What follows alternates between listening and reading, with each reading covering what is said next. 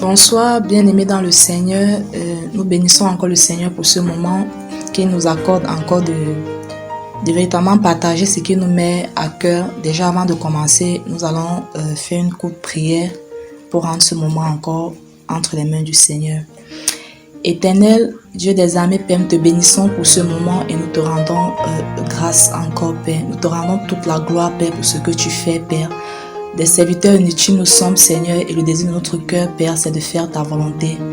Père, guide encore nos pas en cette soirée, Seigneur, Père, qu'au travers de ce message encore, Père, que tu touches une âme, Seigneur, que tu guérisses un cœur et que tu changes encore notre vie. Éternel, ô Père des armées, que cette parole ne retourne point à toi sans avoir effectué tes desseins dans nos cœurs. Au nom puissant de Yeshua. Amen. Déjà, nous allons partager ce soir sur la prière. Quelles sont les prières véritablement qui touchent le cœur du Seigneur. Et sans plus tarder, nous allons prendre nos Bibles dans 1 Jean chapitre 5, verset 14.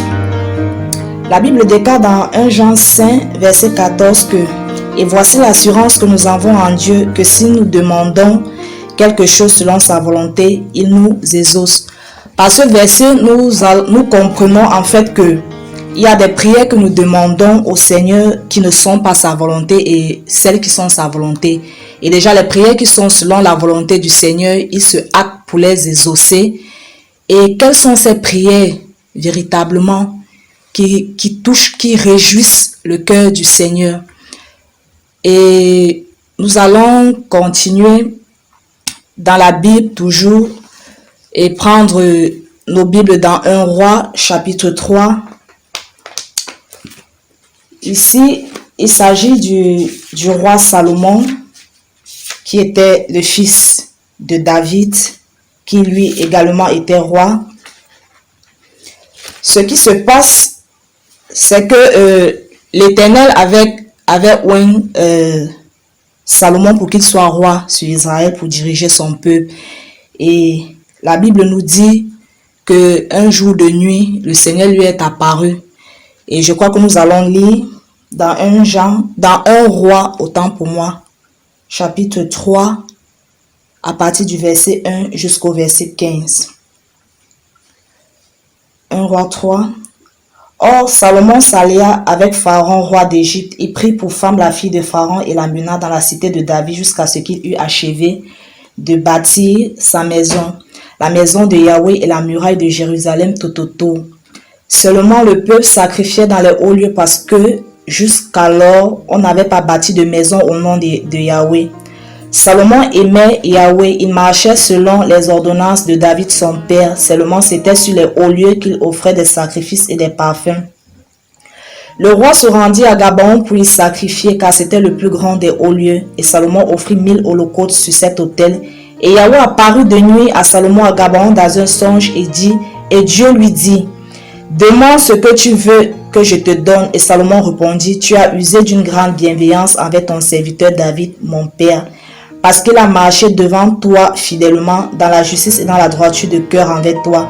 Tu as gardé cette grande bienveillance envers lui en lui donnant un fils qui est assis sur son trône, comme on le voit aujourd'hui. Or maintenant, ô Yahweh mon Dieu, tu as fait régner ton serviteur à la place de David, mon père, et je ne suis qu'un jeune homme. Je ne sais comment me conduire. Ton serviteur est parmi ce peuple que tu as choisi, un peuple nombreux qui ne peut être compté ni dénombré à cause de sa multitude. Accorde donc à ton serviteur un cœur intelligent pour juger ton peuple, pour discerner le bien du mal, car qui pourrait juger ce peuple si grand?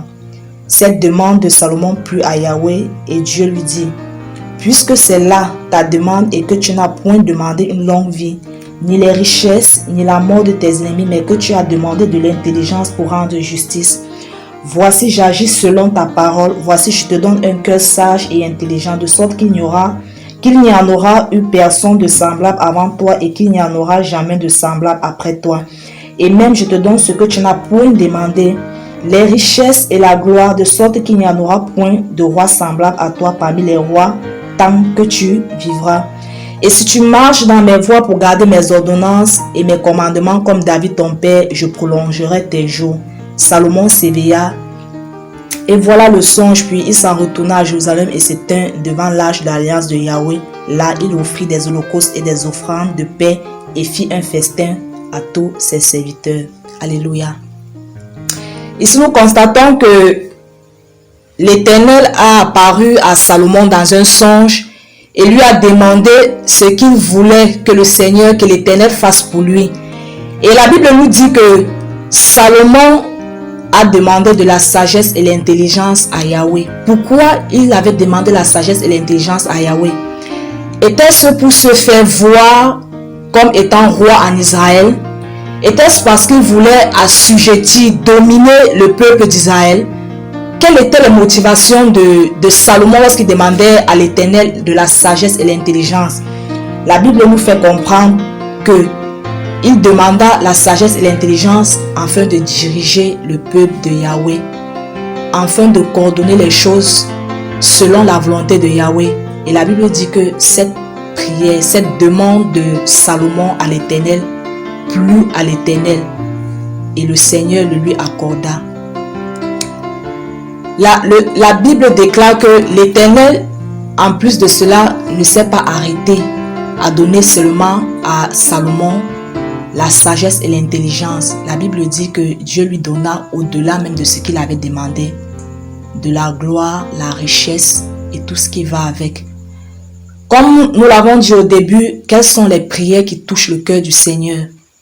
Le Seigneur attend de nous en tant qu'enfants de Dieu que nous venions avec des prières pour que son nom soit glorifié, afin que des âmes soient sauvées, afin que son peuple puisse bénéficier véritablement de sa gloire, de sa puissance, mais au travers de nous, au travers de nos vies, au travers de ce que nous allons lui demander pour sauver ses âmes. Et nous allons continuer dans 1 Samuel pour voir également ce qui s'est passé en parlant des prières qui touchent le cœur du Seigneur. Nous allons prendre dans nos Bibles dans 1 Samuel.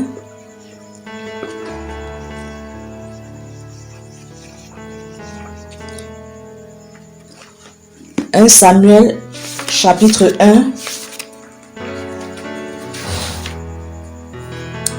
Nous allons lire à partir du verset 1. Il y avait un homme de Ramathaïm Tsophim de la montagne d'Éphraïm nommé Elkana, fils de Jéroam, fils d'Élui, fils de Tohu, fils de Tub, Éphratien. Il avait deux femmes dont l'une s'appelait Anna et l'autre Pénina. Pénina avait des enfants, mais Anna n'en avait pas. Or, cet homme-là montait tous les ans de sa ville à Silo pour adorer Yahweh des armées et lui offrir des sacrifices. Là étaient les deux fils d'Éli, Ophni et Phiné, prêtres de Yahweh. Le jour où Elkana offrait son sacrifice, il donnait des portions à Pénina, sa femme, à tous les fils et à toutes les filles qu'il avait d'elle. Mais il donnait à Anne une portion double car il aimait Anne, mais Yahweh avait fermé sa matrice. Sa rivale lui portait envie et la provoquait fort aigrement afin de l'hériter, car Yahweh avait fermé sa matrice et Elkana faisait donc ainsi tous les ans.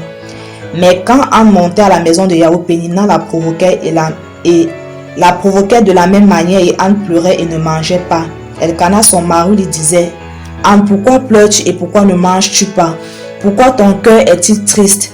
Est-ce que je ne vaux pas pour toi mieux que deux fils? Anne se leva après avoir mangé et bu à Silo, et le prêtre Élie était assis sur un siège, près de l'un des poteaux du temple de Yahweh. Elle donc, ayant le cœur rempli d'amertume, pria Yahweh en pleurant abondamment. Et elle fit un vœu en disant: Yahweh des armées, si tu regardes l'affliction de ta servante et si tu te souviens de moi, et n'oublie pas ta servante et que tu donnes à ta servante un enfant mâle, je le donnerai à Yahweh pour tous les jours de sa vie et aucun rasoir ne passera sous sa tête. Il arriva comme elle continuait à prier devant Yahweh, qu'Élie observait sa bouche. Or, Anne parlait dans son cœur, elle ne faisait que remuer ses lèvres et on n'entendait pas sa voix. C'est pourquoi Élie estima qu'elle était ivre et lui dit: Jusqu'à quand seras-tu ivre? Éloigne-toi du vin. Mais Anne répondit et dit: Je ne suis pas ivre, mon Seigneur, je suis une femme affligée en son esprit. Je n'ai bu ni vin ni boisson forte, mais je répandais mon âme devant Yahweh. Ne mets pas ta servante au rang d'une fille de Bélial.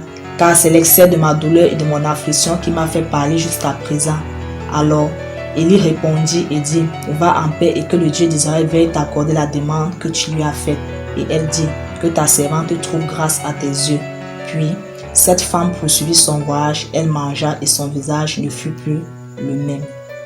Alléluia. Ici dans 1 Samuel, la Bible nous dit que Anne était une femme dont l'Éternel avait fermé la matrice, dont littéralement elle ne pouvait pas enfanter jusqu'à ce que le Seigneur lui-même décide, parce que c'est lui qui avait fermé.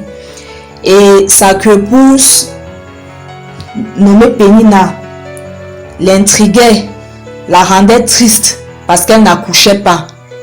Et nous constatons que ça a duré des années et des années. Et un jour, Anne fit cette prière à l'Éternel, selon laquelle, si tu m'accordes un enfant mâle, je te le donnerai et il te servira tous les jours de sa vie, aucun rasoir ne passera sur sa tête. Anne, dans sa douleur, dans son chagrin, certainement demandait l'enfant depuis des années à l'Éternel pour se venger de sa épouse Pénina. Certainement, elle criait à l'Éternel, « Seigneur, donne-moi un enfant, afin que cette opprobre, cette honte quitte sur ma tête. » Mais parce que ses motivations n'étaient pas pures, parce que ce qu'elle demandait, c'était en fait pour montrer à sa épouse qu'elle aussi elle pouvait enfanter, l'Éternel, ça n'agissait pas. Mais le jour où elle prit la peine dans le temple de prier au Seigneur que si tu me donnes cet enfant, je te le donnerai et il te servira tous les jours de sa vie. Cette prière toucha le cœur du Seigneur. Parce que nous allons constater, après cette prière, le Seigneur a agi selon le désir de son cœur. Bien-aimés, les choses que nous demandons au Seigneur pour assouvir nos propres désirs, le Seigneur ne pourra pas nous les donner. Les choses que nous demandons au Seigneur parce qu'on se moque tellement de nous, nous voulons ces choses parce que nous voulons que la honte, les paroles méchantes des hommes ne soient plus prononcées dans nos vies, ne va pas résoudre le problème. Le Seigneur attend de nous que nous fassions des prières qui glorifiera son nom. Des prières qui vont élever son nom. En tant qu'enfant de Dieu, c'est vrai, nous allons faire l'équilibre. Le Seigneur, c'est bon de prier, de demander, comme la Bible dit, demandez et vous recevez, cherchez, vous trouvez, frappez, on vous ouvrira. En tant qu'enfant de Dieu, nous ne devons plus passer notre temps à demander des choses pour nos désirs, pour être à l'aise dans notre chair. Pourquoi est-ce que tu demandes un travail à l'Éternel? Est-ce parce qu'on t'insulte dans ta famille, qu'à ton vieil âge, tu ne travailles pas? Ou est-ce parce que tu veux véritablement, comme un chef, t'occuper de ta famille selon la volonté du Seigneur? Est-ce que tu demandes le mariage au Seigneur parce que oui, tu veux te marier pour que ton mari et toi demain vous fassiez la volonté du Seigneur, ou parce que tu veux te marier parce que autour de toi tout le monde est déjà marié, tes copines, tes amis, tout le temps on t'insulte, on t'envoie des paroles méchantes? Est-ce que tu désires avoir un enfant pour que la belle famille ne parle plus de toi, pour que les amis ne se moquent plus de toi, que tu es stérile? Est-ce que l'enfant que tu vas avoir, c'est pour leur démontrer que toi aussi tu peux accoucher? Le Seigneur véritablement n'attend pas de telles motivations de nous. Si tu veux avoir un enfant, que ça soit un enfant pour la gloire du Seigneur. Est-ce que quand tu désires avoir cet enfant, est-ce que tu te dis, quand j'aurai cet enfant, Seigneur, j'aimerais que cet enfant chante pour toi. J'aimerais que cet enfant soit un évangéliste, un prophète véritablement digne de ce nom, digne de l'Éternel des armées. Est-ce que le travail que tu demandes, est-ce que c'est pour t'acheter des habits n'importe comment, faire des balades? Quand tu demandes ce travail, est-ce que tu te dis, Seigneur, il y a beaucoup de gens qui souffrent d'ailleurs, il y a des gens qui ont faim. Je voudrais être compté parmi ceux-là, qu'avec mon salaire, je puisse aider une veuve, aider un orphelin à payer sa scolarité, aider une famille à manger. Est-ce que tu désires, tu cherches de fréquenter, avoir de grands diplômes, d'être docteur, ingénieur? Est-ce que c'est parce que tu veux montrer aux gens que tu as de l'intelligence, que tu as des diplômes, ou est-ce que tu veux fréquenter parce que le Seigneur a permis que tu fréquentes pour que son nom soit glorifié? Bien-aimés, véritablement, nous devons reformer nos voix devant les choses que nous venons demander au Seigneur. Nous devons nous examiner les motivations de notre cœur lorsque nous venons avec des prières devant le Seigneur.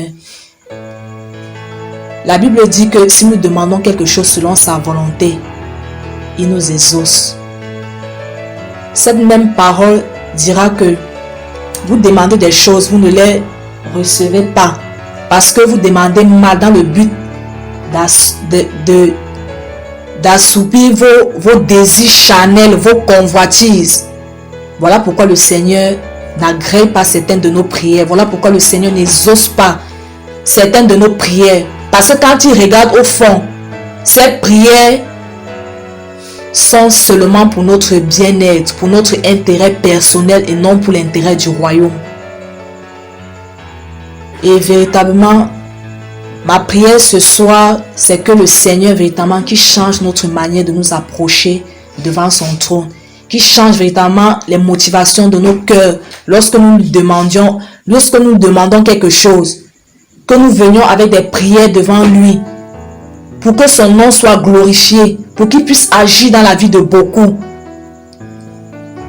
pour qu'il puisse se souvenir de beaucoup, pour qu'il puisse sauver des âmes. Nous devons venir avec des prières du genre: Seigneur, mon quartier, ma famille, mon lieu de service où je fréquente, Seigneur, mes professeurs, sauve.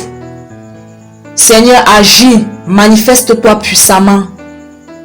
Glorifie ton nom. Et la Bible dira dans Matthieu 6 à partir du verset 3 que cherchez premièrement le royaume des cieux et sa justice, et toute autre chose vous sera donnée par-dessus tout. Lorsque dans nos prières nous allons rechercher la volonté de Dieu, nous allons rechercher la justice du Seigneur, comme Salomon a recherché la justice de Dieu, de l'Éternel. Lorsque nous allons comme Anne dans nos prières rechercher la volonté de Dieu, rechercher des choses pour que le nom du Seigneur soit glorifié, comme de lui donner un enfant pour que cet enfant serve l'Éternel, et non pour que cet enfant vienne retirer la honte dans sa vie, vienne retirer la honte. Alors le Seigneur se lèvera pour exaucer nos prières.